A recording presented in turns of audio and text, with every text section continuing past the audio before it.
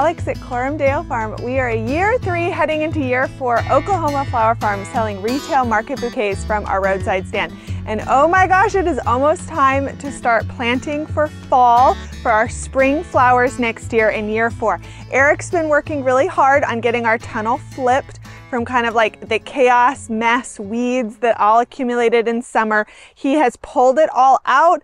We have pulled up the silage tarps. We have added compost. We have tilled our rows, and we are getting ready to plant our spring flowers. It is early November, and so many of you are also thinking about planting spring flowers, particularly ranunculus and anemones that we put here in our tunnel. So we thought this would be a great time to revisit one of our most popular YouTube videos, which is called All About Ranunculus.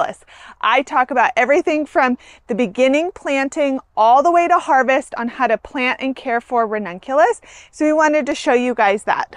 If you want to see us actually planting the ranunculus and anemones, we filmed a video on that last November, which I'll put the link in description. We're going to film again when we go to plant our ranunculus, but if you're antsy, if you need to be planting your ranunculus now and you want to like visually see it, which I totally get, I will link that video. But the video we're going to show here is start to finish all about ranunculus. If you want fresh content, new stuff, more of a deep dive in details, we have a Patreon account that I will also link where we include a lot more behind the scenes, exclusive content that we don't put on YouTube. And it's like a part-time newbie flower farming 101 course that we have where each month we put out new content, and we think it's really affordable, especially for those of you that feel a little overwhelmed this time of year committing to like $1,000 plus course because you're just dipping your toe in the water, you're not sure, or that price point seems overwhelming. We started Patreon to kind of meet that need, that budget need for those of you that are really seeking profitability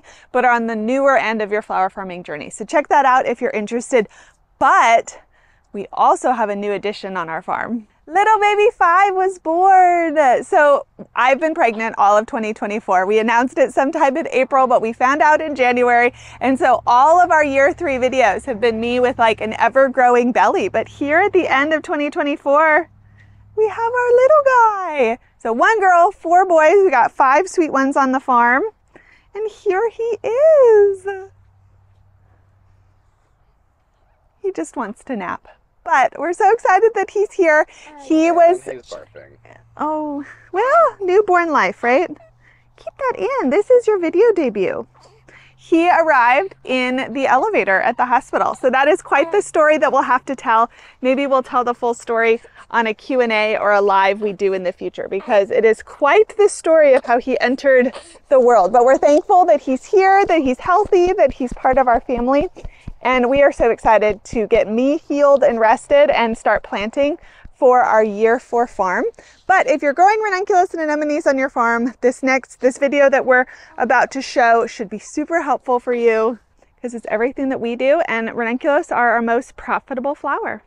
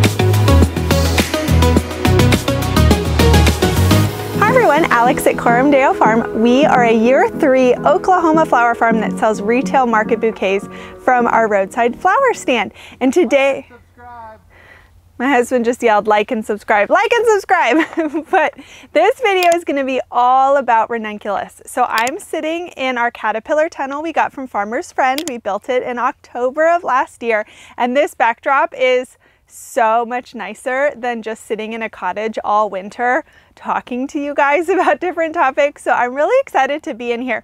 But I tried really hard to do this without glasses, but you guys, it's so bright right now. I have to put glasses on.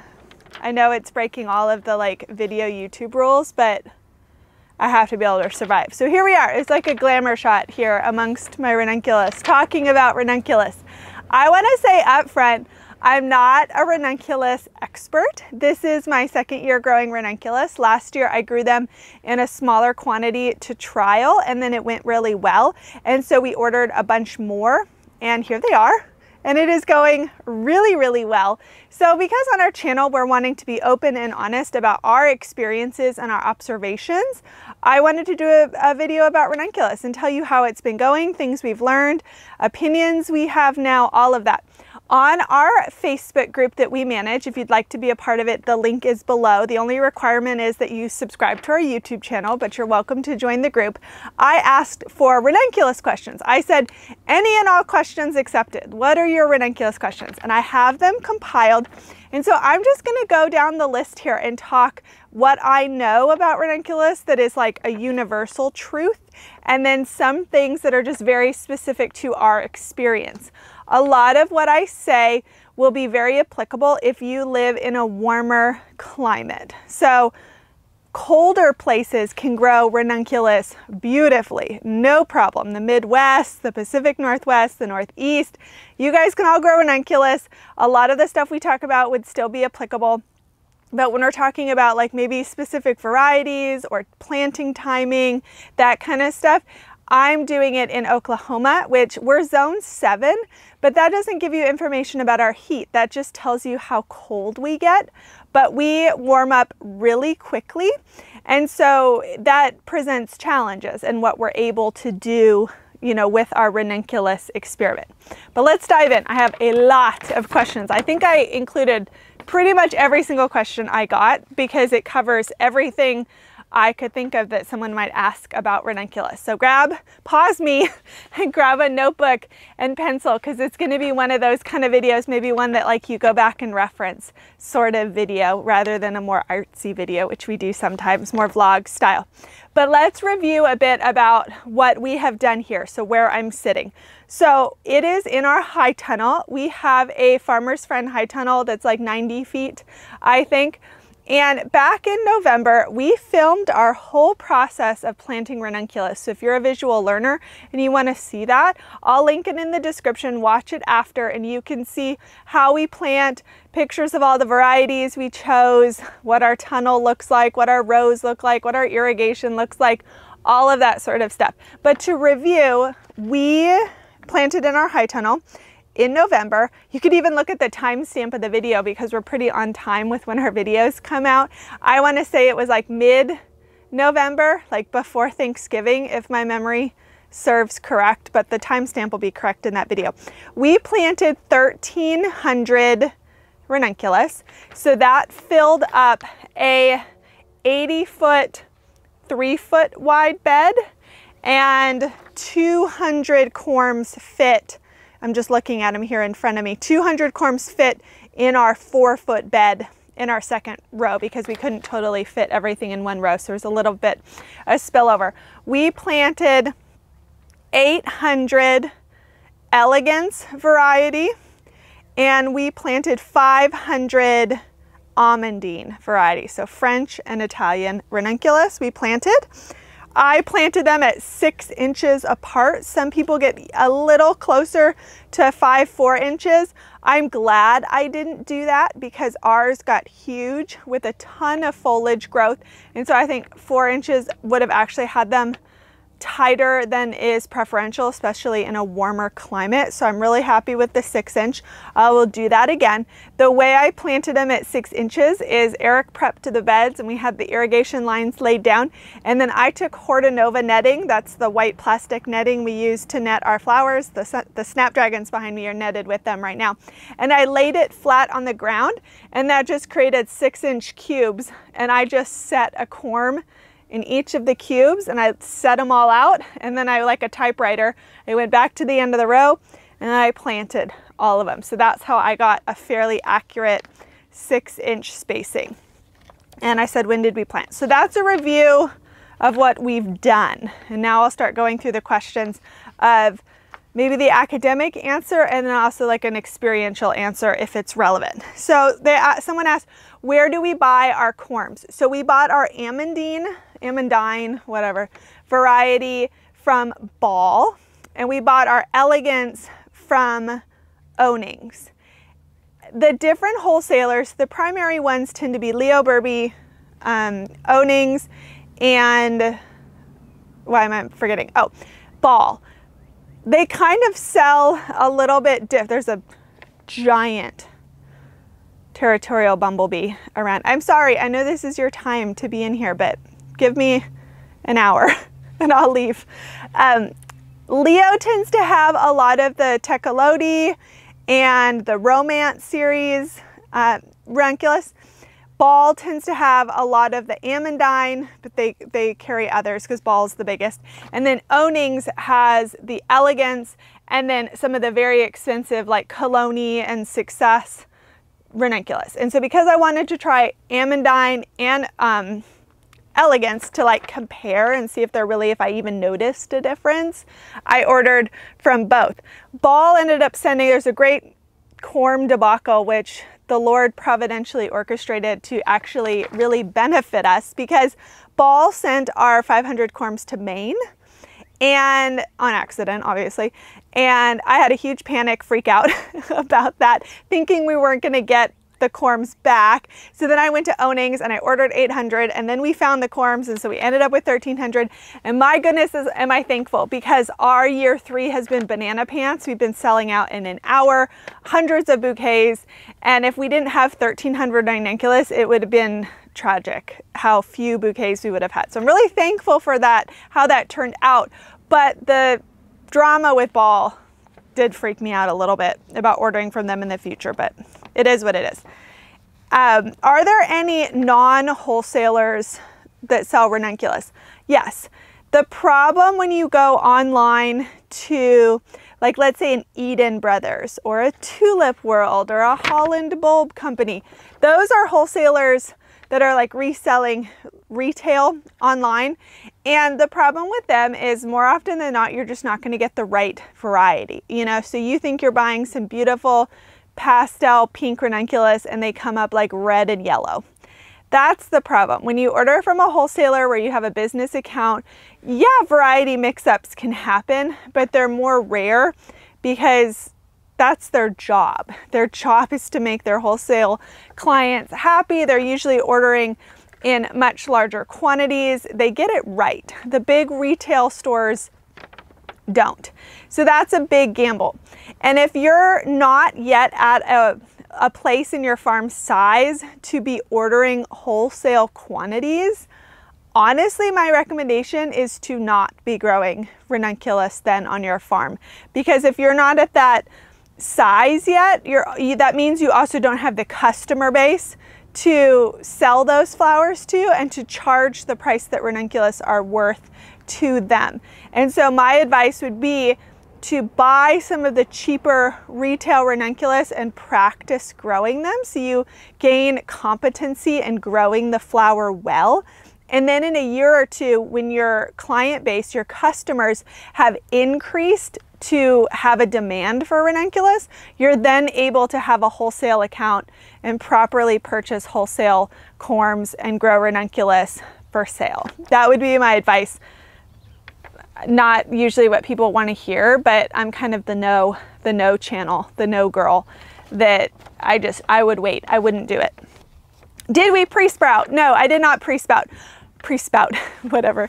I pre-soaked everything for about 2 hours. Sometimes I see advice online to soak like 4 to 6+ hours, but you have to be careful because you can actually over soak your corms, and you never want to get them so soaked that their little octopus legs start to break off. And so if you notice some of that breakage, they've been soaked too long. And so for me, the sweet spot was about 2 hours, 2.5 hours to soak them in our buckets.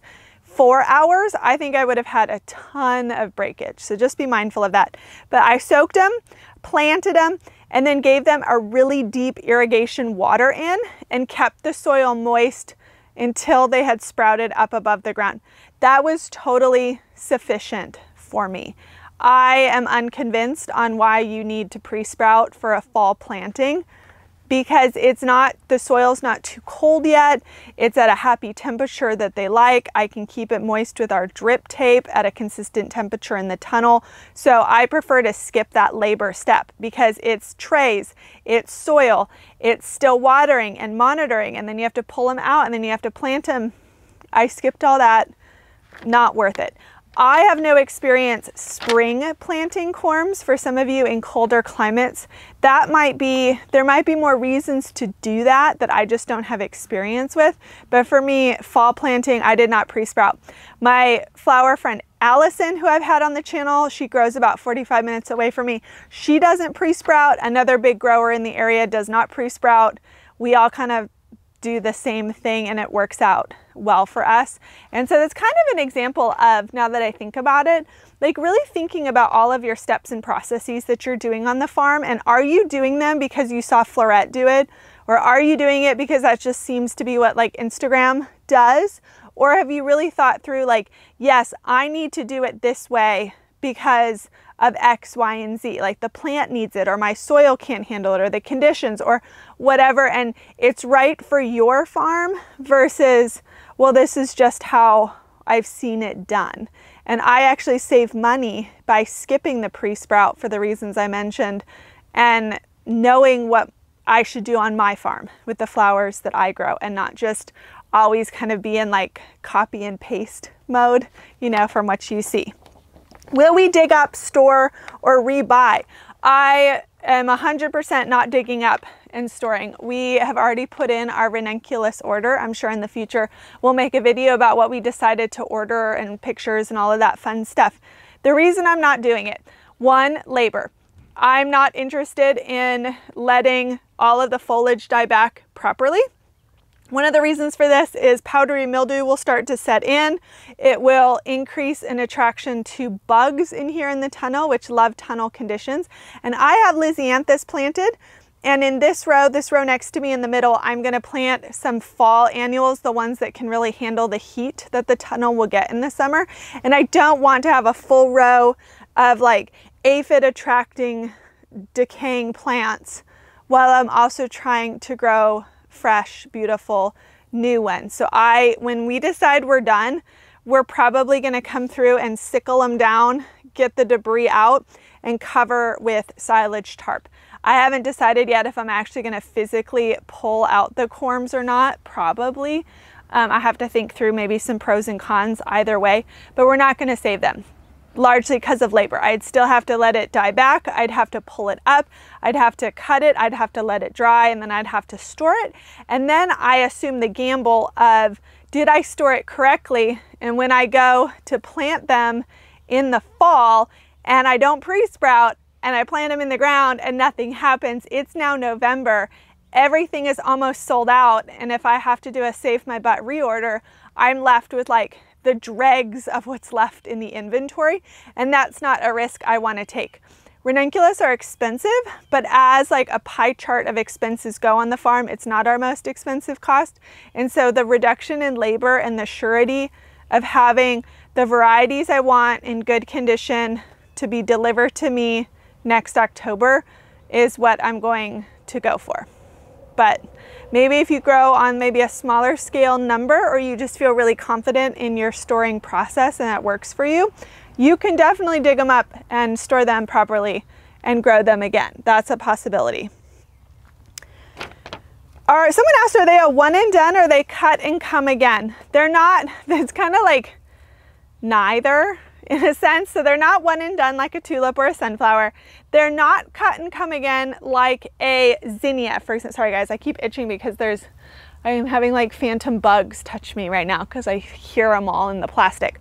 But they're not cut and come again like a zinnia, for example, where you cut it and then where you cut it at that leaf node, 2 new branches form. And so if you keep cutting on it, it'll keep going until it goes to seed. They don't operate like that. The stems are coming from soil level, from the corms and the roots that are growing underneath, and they're sending up largely a set amount of stems or flowers, and that's what you're getting.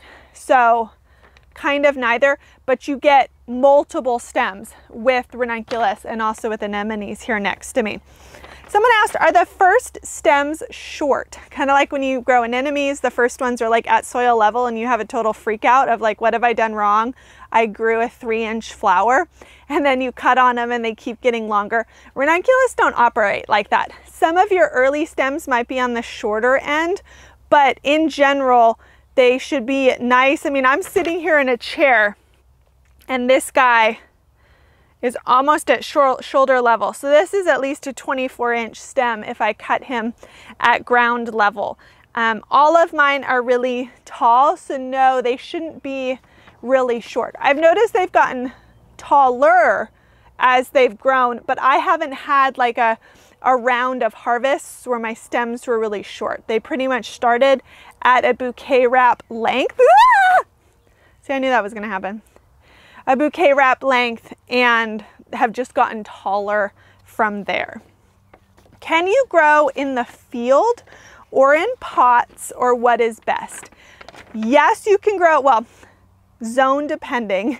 You can grow ranunculus in the field. My friend again, Allison at Sunshine and Stems, she doesn't have a high tunnel. She grows everything in low hoops. It's a ton of labor for her. She works really hard to take care of her babies all winter, but she does grow ranunculus in a field row with a low hoop. We both noticed, because we talk every day, that my ranunculus started blooming about 2 weeks before hers, even though we planted at like roughly like basically the same week almost we planted. And that's probably due to more stressful field conditions and colder soil temps than what I have here.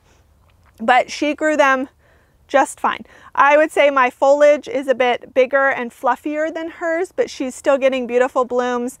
The stem length is acceptable, all of that. So if you're not in like a zone 3, but you like don't have completely frozen solid soil and all of that, you can definitely grow them in a field. Or maybe, I guess if you're in a really cold climate, you would do a spring planting anyways, which I'm not familiar with.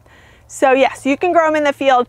They will be different. Tunnel flowers are always better. Lysianthus are better in a tunnel. Snapdragons are better in a tunnel. It's just, that's why people have tunnels. But until you're able to invest in that on your farm, field is an option.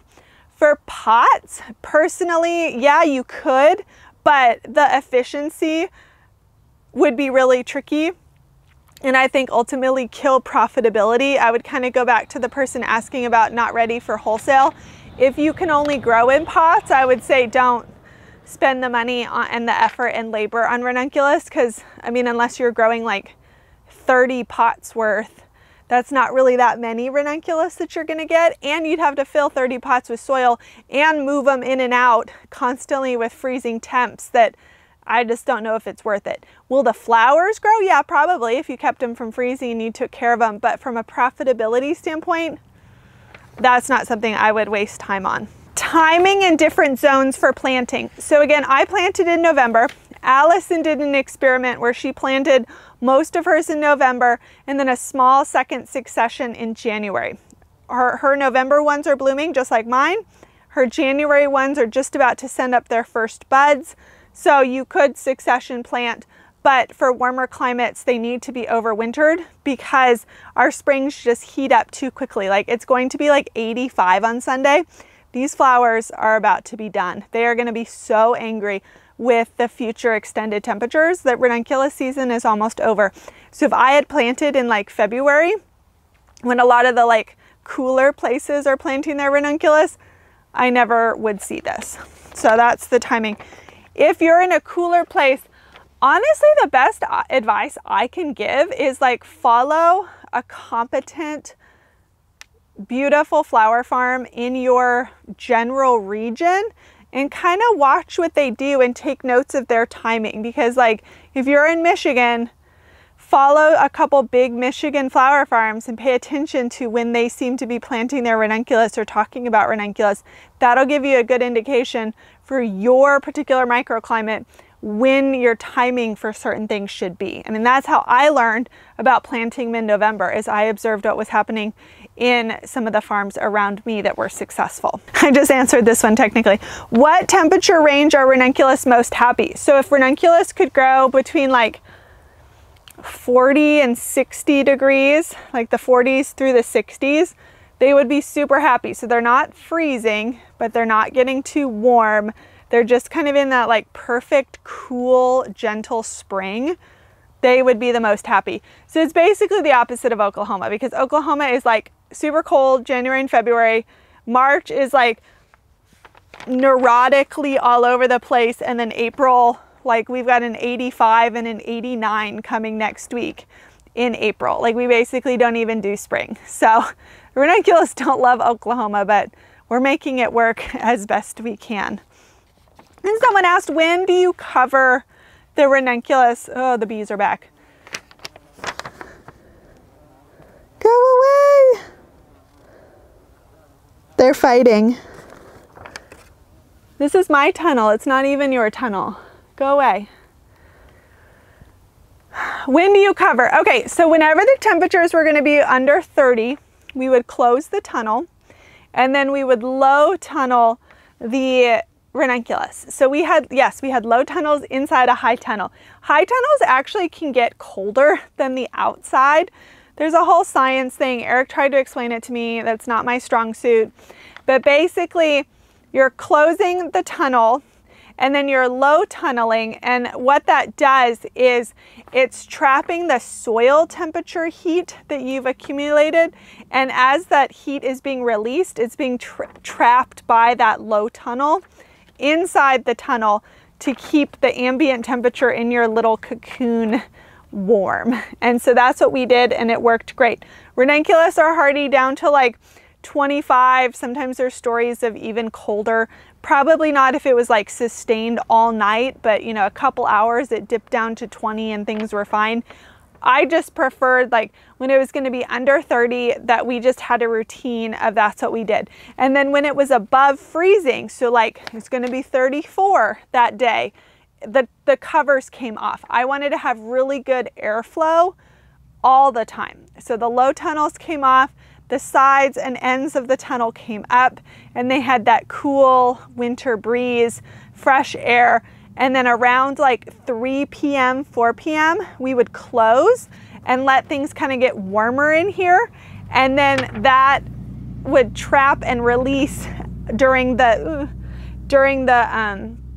night and keep it a bit toastier at the root level. Because what's the biggest thing is sometimes you can get top growth damage, so like foliage damage, but the roots under the soil are still alive, and so they'll push new growth.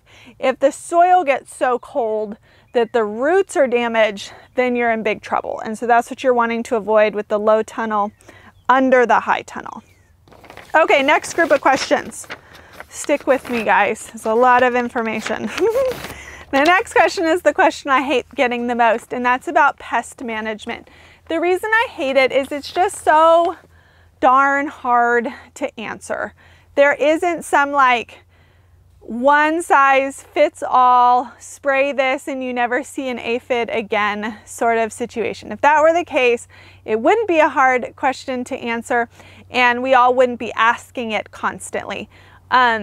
Yes, we have had some aphids and some thrips. There's a section behind me that's like extra pink, which it shouldn't, because it shouldn't be super colorful because I should be harvesting a lot. But there's a section, small section, maybe like 50 Coram, 70 section that has aphids. It's not like a horrifying infestation, but it's enough that I don't want to cut and sell them. We have sprayed pyrethrin, and while it hasn't completely killed them, it's at least remained manageable to the point that I don't see it spreading. And that's just how it is. I mean, that unfortunately, that's the best answer I can give. If you are an ASCFG member, they have tons of resources on pest management. There's some other Facebook groups you can join for people that like really get into the technicalities of integrated pest management and all of that, that would be way more qualified to answer than me. We tend to stick in the pyrethrin family and spray as we observe and need to, but also try to default to less spray if we can avoid it. Because like you said, I'm being like dive bombed by bees. And if I like gassed my tunnel, that wouldn't be the case. And so if there was a major infestation, I would have done more research and kicked it up a notch on getting it under control. But because it was a small section and I'm not seeing any spread, that's just farming. I feel like if it's not like crop loss or major damage, I'm not fussing too much. And so pyrethrin is what we have used, and it's working-ish. Someone asked about powdery mildew. Yeah, they can definitely get powdery mildew. I have a little section where I'm seeing a little bit of evidence, but it's not damaging the plants enough that I think it's affecting vase life, so I haven't sprayed. But that just would be a situation where you would spray a fungicide. Once powdery mildew really gets going, it's hard to stop. So at the first signs is when you want to spray, or you want to do like a preventative spray if you know you live in a place where powdery mildew is just really common. Say it's pretty hot, humid, moist spring area. You could have been doing preventative to help it really get going. But that's, you know, powdery mildew just kind of also just happens. Someone asked, what causes yellowing leaves in the ranunculus, and can that be avoided? That's a great question. I don't know if it can be avoided because I don't totally know what causes it, but all of mine have it. And so because I have beautiful flowers, a ton of stems, healthy plants, I'm taking it as it's not a problem for me to solve. You know, yellowing leaves can always be like not enough water or too much water. Goodbye. Not enough water, too much water. I don't, stop it. I have been a friend. Don't push your luck. Eric's gonna edit all of this out. He's gonna love this. Oh yeah. Okay. So I'm looking right now and I can see yellow leaves underneath the main healthy leaves. That's also making me not get involved too much because the new growth, the top growth is all really healthy. It doesn't seem to be hurting the plants too much. So I'm not too fussed about it. If my plants were really small and also getting yellow, I'm seeing like orange eggs here. I'll have to investigate that later. Then I would look into it further, but it also just might be what happens because it's all the base leaves and those are going to be the oldest leaves. And so that just might be what happens. Kind of like with the sunflower, the original leaves kind of start to yellow as the bigger ones get going. So it just might be an age cycle thing and not actually something you're doing wrong. But because my plants are healthy and happy, the yellowing is not causing problems. So that's where I'm at with that. Someone's asking why their stems are short and their blooms are small. I can't really diagnose that. My theories would be ranunculus are very, very thirsty plants, kind of like with tulips, where if in their vegetative stage they're not getting enough water, then they're probably going to be stunted. And when they're stunted, they tend to just like shoot up like a half-ass bloom that's like short and a smaller bloom size because they didn't get enough water to really fluff out. So that could be a problem. They could have gotten just too cold and so they were too stressed. On the opposite end of the spectrum, that you could just be in too warm of a place and you didn't plant them soon enough, like I did in November, where it's getting so hot that they're like, well, this is all I can give you. And they give you a short stem and a short bloom because it's just really warming up. Those would be my theories, is water and then a plant timing issue. It also could be variety. You know, some varieties are just short. Some varieties are just smaller. Like I planted Amandine Black and it's a disaster. And I know it's a variety issue because I have a controlled experiment of a bunch of other ranunculus in the exact same conditions, and they didn't do that.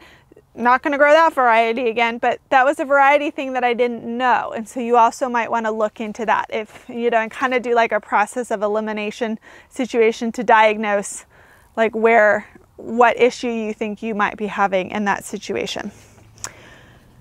How long from plant to bloom? So you'd have to do the math on the calendar, but again, I planted mid-November, and my first blooms that I started cutting were like the 3rd week of March. So we're in like week 3 heading into 4 with our ranunculus. So from November to March. That timeline is shorter when you have a spring planting because the temperatures are warmer. The plants are spending less time in a dormant stage. And typically in the spring plantings, it's more of like a 90-day window. But I don't have direct experience with that again because I can never do a spring planting. Fertilizing. Yes, I fertilized once the plants started putting on active green growing growth. I fertilized every other week with Neptune's Harvest fish and seaweed emulsion. I have a backpack sprayer and I sprayed them every other week, like pretty much all of January, February, and early March. And then when they started putting up their blooms and stuff, I stopped. Did we use shade cloth? Yes, we have shade cloth right now, and that's the only reason I could be in here. It would be like a 90-degree tunnel if we didn't have it on. We put it on in mid-March because it just gets so much hotter in a tunnel, especially with the sun. Like there's not even clouds out today. So without the shade cloth, this tunnel would be into the 90s. And so ours went up in March. I think if you're doing a low tunnel situation too, you would also want to use a shade cloth if your temperatures are warm. What will we plant after? So I kind of already answered this. I realized this bed next to me is just going to get terminated and shut down with a silage tarp to not grow any new fun summer weeds so that we can plant again in the fall. And then the middle row is going to be planted with marigolds, basil, and celosia in early June as kind of like my 3rd succession plant from my field crop plan. But we're not going to use the full row. So whatever's not planted will also get a silage tarp. And then in the 3rd row, I have lizzies. And once the lizzies are done at the end of July, it'll meet the same fate as the ranunculus. It'll get chopped down and silage tarped to rest and solarize until fall planting, which again will be November of next year. Or this year, in the fall. How long do they produce? So this is definitely going to be climate temperature dependent. I would guess in the Midwest you get a little bit longer window because they're not as temperature stressed. But for us, it seems like I can expect 4 weeks of ranunculus.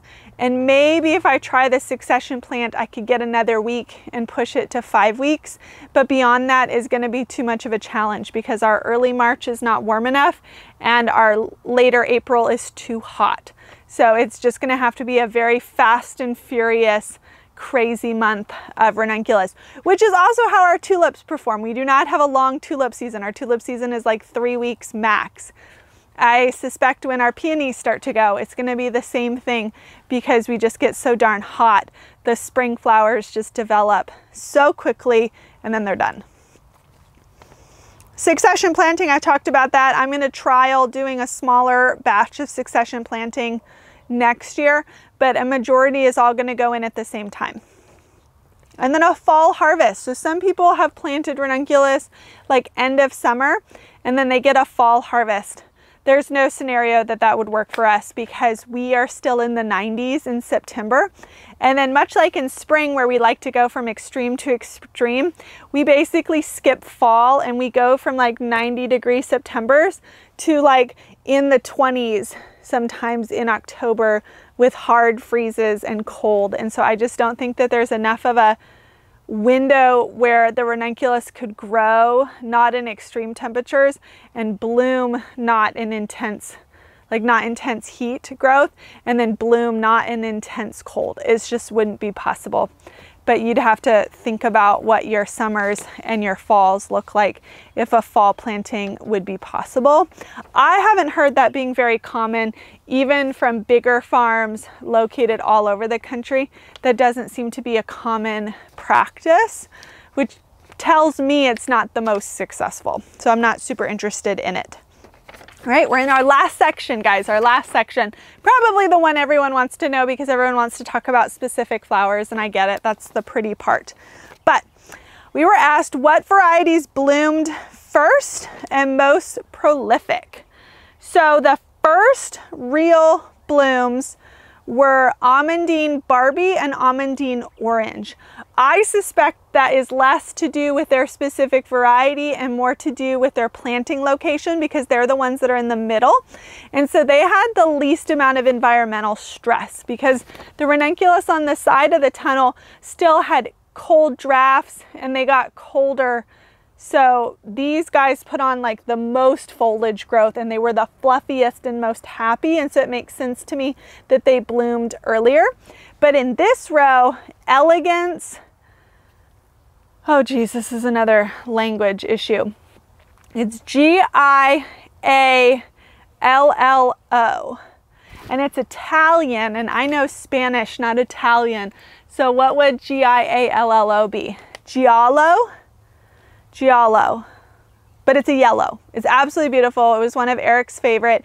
He chooses between that and an Elegance Orange that were his favorite. But that one bloomed first in this first row next to the sides. The most prolific, actually, I can't tell. I feel like it is fairly even between the Amandine and the Ranunculus and between the colors. Technically, again, I think maybe the Amandine Barbie, but it's not a perfect comparison because again, it's in the middle baby happy row. I'm looking here. Yeah, I don't think that there was a clear winner from a volume perspective. I've been really happy with all of the varieties except for Amandine Black, which is just a complete fail right off. I didn't even really cut on it. The rest all seem fairly similar. What types to grow for best profitability? So there's a spectrum of cost of the Coram, and so on the cheapest end you have like the Teculoti, and then you'd have Amandine, Elegance, Romance, and then like Success, Colony, kind of in that range, because those are the tissue cultured ones that are patent protected, and so you're talking like $1.50, $2 a Coram, even higher for some of those. And so profitability is going to be a budget and a customer question.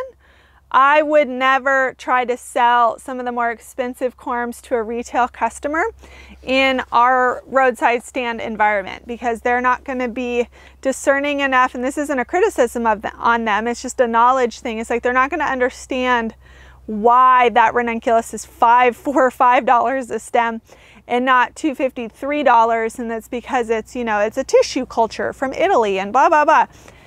That doesn't work. But if you are a high-end wholesale grower to event florists in Philadelphia who want like the biggest, most perfect ranunculus that can be grown locally, then that kind of decision can be profitable because they're willing to pay what it's worth. And so you have to make that decision based on your customers first.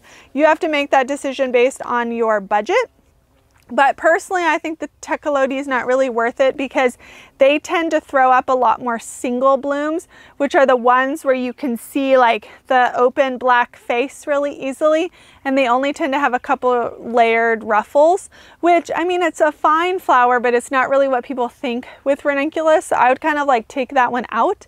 And so in the like retail space, what you see grown is Amandine and Elegance. They have a little bit of a different in cost, and they also have a little bit of a different like color range to choose from, but you're going to be picking from that, from a wholesaler. I again think that if you do not have a big or growing customer base, that you should hold off on ranunculus, even though they're absolutely beautiful, because they're a more expensive cost than like growing flowers from seed. They are very high labor and they're really easy to screw up, so they have a higher risk, and you need to have customers that are willing to pay you for what that value is, which again is like $2.50, $3. Some people even do $3.50, closer to $4 for a stem. And if your customers are like the $1.50, $2 people and you don't have a lot of them because you're new, don't do this yet. Grow it in your personal garden or grow a small bag to practice, but like remove that stress of feeling like, well, I have to grow this flower because it's on some like mythical, to be a real flower farmer, you have to grow these flowers sort of thing, and just exercise more patience in your buildup of your farm. Because again, this is year 3 and it's the first year we're selling Ranunculus. I would not have done this in year 1 or 2, and I'm glad I didn't. How many stems did each plant produce? Well, each plant produced a ton of stems. Right now, I'm looking at an average of 4 to 6 cuts of sellable stems per plant. More closer probably to the 4 than the 6, but I'm probably getting about four per plant that get to the like sellable stage, because we have high standards. If I miss something and it blows out, like I'm not gonna cut it, it's a loss. Or if it's funky shaped, or if like now as they're winding down, they're sending up really small buds or really thin stems, I'm not cutting some of those because they're just so dinky. I'm not really interested in that. So cuttable stems, I'm at about the 4, 5 if I'm really doing well. When we go to make our planting projections and revenue projections for next year, I think we're going to operate at the 4 number to be conservative. A lot of times you hear 5 to 7. Often that's in cooler climates where the plants are probably producing for a longer period of time under less stressed conditions than I give them. And so I think 4, 5 being lucky is realistic for where I grow. And that might be different for you, again, depending if you have longer, cooler springs, you might be able to get closer to that 6, 7 mark, but that's not where we're at. But 4 or 5 stems times 1,000, you know, that's 4,000 ranunculus at, you know, $3 a piece sort of thing. That's still enough to make me really happy with them being a good choice for us to grow. Favorite varieties. Okay, this is obviously like the big question. I liked them all, except for the Almondine Black. I liked them all that I chose. Again, if you want to see everything that we grew, watch that November video. I would say my personal favorite from a color palette standpoint is I liked the Elegance Dulce Vita Pastel Mix, which is right next to me. It's like a cream to Barbie pink spectrum. I'm looking at them right now, and there's some like creamy whites, there's some baby pink, there's some like salmony ruffle, there's some Barbie pink. I love the mix. They've produced a ton of stems. They're healthy. I just really enjoyed having them. The color palette is just kind of what I think of when I think of ranunculus. So I really enjoyed them. I've ordered them again for sure. Eric loved the Elegance orange and yellow ones that I grew, and I ordered those again as well. They just were really striking in their bold saturated color. They were super ruffly, so they just looked incredible when people looked at them. The ones that got the most attention on social media posts that I made for my customers were the Elegance Viola, which is a super dark, like, it's not a red wine because it has a purple blue undertone, not a red undertone in its darkness. So it's like the deepest grape almost. That was, I'll have Eric put a picture on the screen for that one because I took a great picture of it.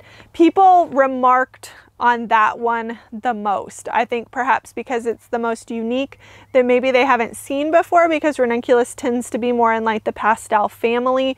My customers also tend to like the darker, bolder colors. So I'm not surprised that they really had an interest in that, but that one was very popular on the social media standpoint. Best variety and color for a beginner. Like if you only could grow like one, for example, like my budget has one. I would do like an elegance or an almondine pink, like anything in the pink family, because that to me is just the most classic ranunculus. It screams ranunculus. It'll be ruffly, it'll be beautiful, you'll have great pictures, customers will love it, and it's pink, so it'll go with any of the other pastel spring flowers that you maybe have blooming at the same time, like say a snapdragon, or if you have any tulips still going, I would just pick a pink elegance or almondine to go with. I just don't think you can go wrong with the pinks in spring. Harvest stage. So the thing I love about ranunculus is they're way more forgiving in the harvest stage than say like a peony or a tulip, where if you miss the window and they blow out, like you can't really store them that long or you're in more trouble. Ranunculus give you a bit of a spectrum, but there's kind of a decision you have to make. So what they say is you want to harvest the ranunculus when it's soft like a marshmallow, not like a hard tight ball, but it started to like soften and the green petals kind of cupping the color are loosened a bit, you know, they're not as like vice gripped around the bud. That is a great harvest stage for the cooler. Now, sometimes when you harvest at that stage, it means the flower isn't going to fully open up to its max. That doesn't mean it's not going to open anymore, but it might not fully open to its max versus letting one open a bit more and harvesting at that stage. I've done both. I tend to default a little bit to the more open because I'm using our flowers fairly quickly. At this point, the longest amount of time spent in a cooler is maybe 10 days. So I'm not pushing that like 3-week mark that some of them can hit.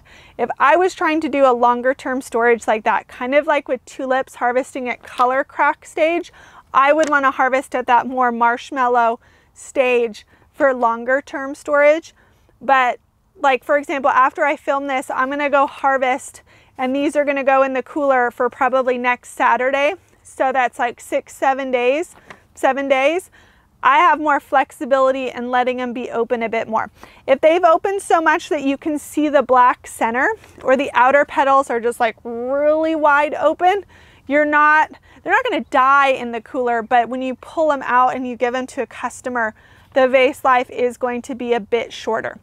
But I've taken, like, we had one bouquet that had, like, people get really rough in manhandling the bouquets in the stand. So there was one bouquet. I made 93, we sold 92 because there was one that had a couple stems where the buds got broken. I didn't want to sell that. So I took it inside, I put it in a vase. The ranunculus still look absolutely incredible, and they're heading into day 7. They're on day 7 now, and they look amazing. And so I think if you can get 7 days and beyond, that a customer should be really, really happy about that. But the ranunculus have the opportunity to be more like 10, 12 days, you know, depending on that harvest stage. But I think if you hit 7, a customer should be really, really happy with that. So then you've harvested them at marshmallow or a bit open.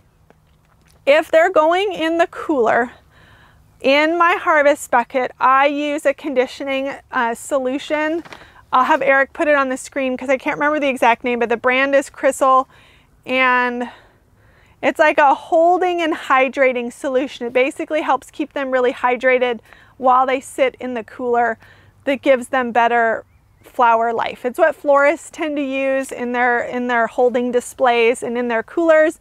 I just got the big thing from their website with a pump, and I just do like a pump splash, pump splash in the bucket, and like 2-3 inches of water, I harvest straight into it, and then it goes just straight into the cooler, and that's my process. I don't do any other solutions like in the buckets in the flower stand and stuff, but if it's a bucket that's going from the field into the cooler, it has that holding solution. I'm doing it because I just see that practice used a lot in the bigger farms that I try to emulate or just learn from, but I don't have like a direct A and B comparison of using it and not. But it wasn't that expensive. It was a huge thing, so like I'm gonna have more than enough all season. I'm probably just gonna use it for everything I do, since it can help with just hydrating the plants once you cut them, get them slurping up that water right away. And it's been going well. I haven't had any conditioning issues. I haven't had any wilting or problems, so it's not doing anything bad. But I tend to default to not to use a lot of stuff, but because we're now growing fussier flowers that can be held longer in storage, I kind of stepped my game up a little bit from like last year where I didn't do anything with my zinnias and my marigolds and, you know, whatever, because they're not going in a cooler and I'm not holding them for that long. So that's what I've been doing. Ooh, we got to turn the page, guys. That means we're almost done. Stem price. Woo! Let's talk about stem price here. Ours is about, I want to say like $2.75 when I go to make our bouquet formulas, give or take.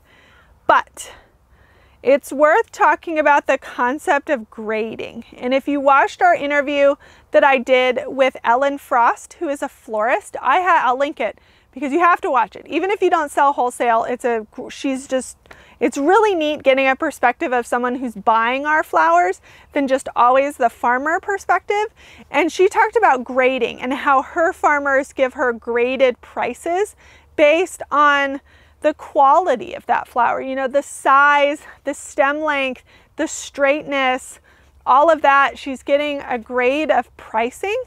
And I think that should be the same in the retail world when you're looking at your own flowers, because there are some ranunculus, like my first couple flushes, my first like 2 or 3 harvests from the ranunculus, where like the ranunculus were like 3-4 inches across even. They just were like, you could put them in a magazine perfect. And now as the plants are getting more stressed and it's getting hotter, they're sending up smaller blooms. And so I need to reflect that in how I'm putting the bouquets together, because if I was just doing a straight, like this is a ranunculus, so it's $2.75 no matter what, my customers are going to get very different perceived value out of their bouquets, because like the bouquets this week would be smaller feeling if I didn't do that sort of graded pricing. Now I know that it still cost me the same amount, but it's not just about your labor and your cost that gives something value. There's also the perceived value to the customer. And like Ellen talks about how she pays very different prices for a first flush of ranunculus versus second flush of ranunculus, because the qualities are very different. The size of the bloom, the stem thickness and height are different. The weightiness that it looks like in a bouquet is different. And so for me to just say any ranunculus that you grow that comes out of your field should be at least $2.50, I can't really say that, because you have to factor in quality of your flower. And like an 18-inch first or second flush ranunculus of the season that's just like Instagram epic, that's gonna look way different in a bouquet than like end of season, last week of life ranunculus. Where like, I'm not gonna put an ugly or a damaged or a terrible flower in the bouquet, but if it's objectively thinner or the bud is just never gonna get quite as big, I'm gonna have to adjust my recipe and my price point up a bit to reflect that, and because that's what the customers are also going to be wanting and to notice. So $2.75, it'll probably get bumped down to more of the $2 range when I make the bouquets next weekend, which will probably be the end of our ranunculus. And so we'll go from like 9 stems in a recipe to probably more like 11. You know, so I'm not talking about a huge range, but it's like adding those like 2 more stems puts a little bit more of that weight back into the bouquet that they felt 2 weeks ago when everything was just like at its most epic size.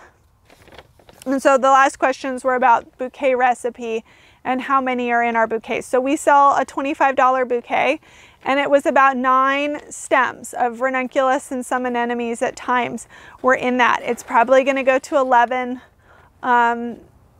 next weekend, I said, and kind of make that minor adjustment. But I do straight bunches. I don't waste time and field space and stuff on a bunch of filler. Everyone has different philosophical decisions. Ooh, God, that was the closest. Ugh. Everyone has their opinion on filler. I'm kind of a low filler girl. I don't waste space and time and effort and all of that. And I get zero complaints from our customers. They're coming to the flower stand for Ranunculus, not Orlea. That's what they're getting. I'm not overstuffing my bouquets, because if I grew no filler and I overstuffed, then I would 100% not be profitable. But I'm putting in a profitable amount of stems at my price point that I can get away with not putting filler in, which is exactly what it is. It fills the bouquet out and stuff, but I'm not overstuffing, and the customers are getting a valuable, beautiful spring bouquet that also makes me money. So don't overstuff your bouquets. I don't care what you say. It's not profitable. And last question, did we notice certain colors selling out faster? I can't say yes or no, mainly because I give everyone a mix. And so I'll put a picture on the screen here of what our bouquets have looked like. And you don't get every color in the bouquet, but you're getting at least 3 colors. And so it would be hard to say like, well, the ones with pink sold out quicker because almost every bouquet had pink, for example, or had like 1 orange in it. So I can't really say. People did point out the viola, that was that dark one again. And I think they liked the mix. Eric said he heard a couple people at the stand last week kind of make commentary that they wish there was like an all pink one, you know, for example. And in general, I'm not interested in making like very color palette specific tonal bouquets because I lose a lot of efficiency that way.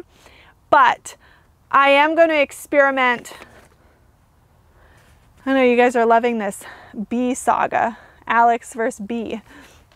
I am going to experiment putting together some bouquets that are like all in the like pink and cream, or maybe put together some like dominant orangey yellows together, that sort of thing, and see if I noticed anything. But honestly, we're selling so many, which is incredible, and our customers just really love getting those focal flowers in bright, cheery colors that I don't think I'm going to be making a ton of adjustments or changes to what we're doing in a mix moving forward. But that is customer observation. Your customers might be totally different. Your customers might be like, the ones where I do a specific monochromatic look sell out faster than my mixed bunches, or vice versa. You should be observing that. And if you notice trends, you should definitely adjust to give your customers what they want. And since I'm sensing a vast majority want mixed colors, they're getting mixed colors, and it works out for me because it's easier for me and more efficient. And so that's what we're going with. But I hope that this answered all your ranunculus questions, more or less. It definitely, I accumulated a lot of them, and I hope this was helpful. I hope it's a good reference point for you when maybe in the fall you're going to plant ranunculus and you want to look back at all of this and stuff, or you're going to order your ranunculus corms now, which you should be doing. If you're going to order from a wholesale, you should get your order together.